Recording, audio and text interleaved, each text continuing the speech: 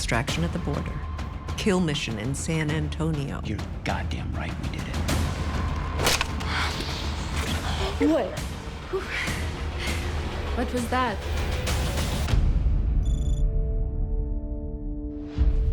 If only they knew the pain of looking beautiful. Only I'd known. How often do you do this? You've never been to a spa? It's really awesome watching the dynamic between Cruz and Alia, because here you have someone who's very stiff and rigid and not used to being free. And it's really great for Cruz to be around that, and it sort of brings that out in her.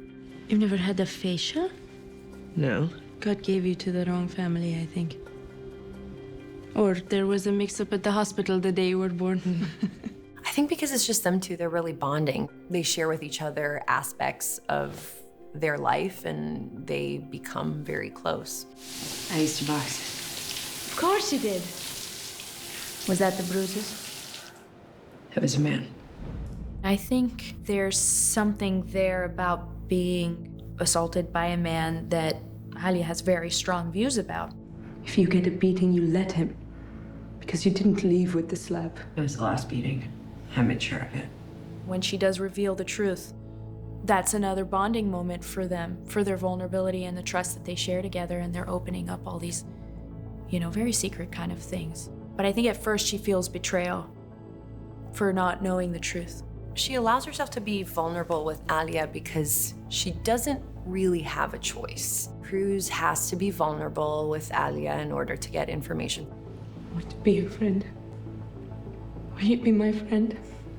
Yeah, I will. Alia is probably her only friend, and she, at the end of the day, has to serve her country and her mission.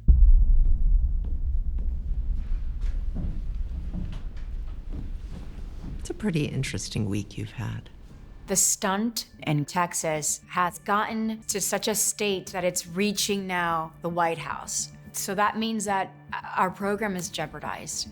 So we're all just going to pretend that a CIA quick reaction force did not execute a kill mission in front of CBS fucking News.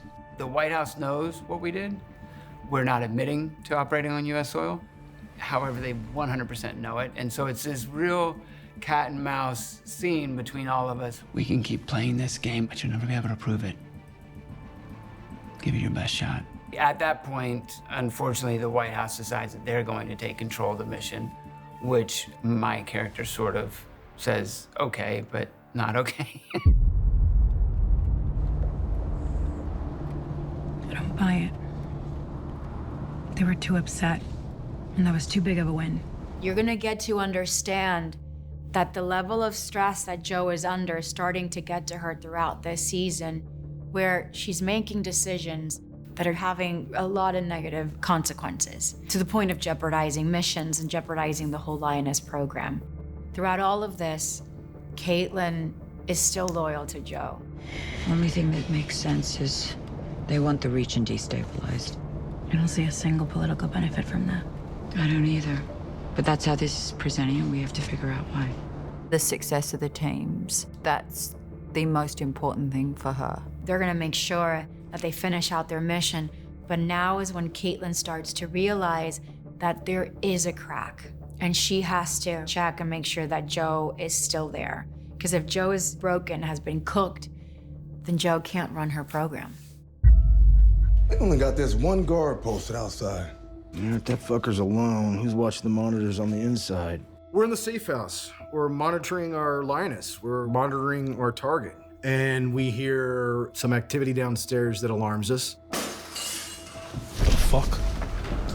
PD? PD knocks? So we spring into action, and all of our training before we started filming, this is the time where it comes into play. We moved as a unit, went down the stairs. Did a few takes with the night vision goggles on, had them recording so we could just walk through the house. It was really interesting to put that apparatus on and to use it in a tactical sense. All lights off, very narrow tunnel vision.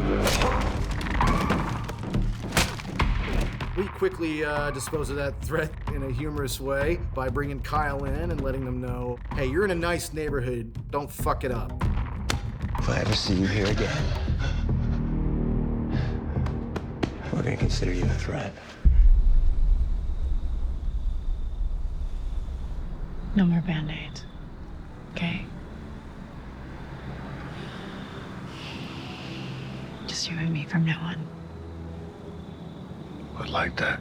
I think it's one of those things that you put a Band-Aid on something, we'll address it later, but these two characters are in a place where they need to have that deeper conversation and really sort of look at what their life is, what life they're creating for their children, and is it worth it?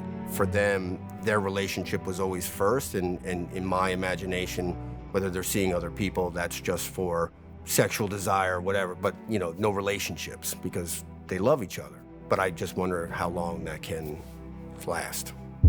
That's the end of the movie. Why would anyone pay until the shit scared out of them for 2 hours and we're like therapy after that? So in the beginning, Cruz and Alia are like, you know, friends. They kind of experience all this fun stuff together and it's all friendly. And then it kind of shifts quite quickly into something else. Don't marry him. It's not my choice. It's absolutely your choice. For me to choose love would be the death of me.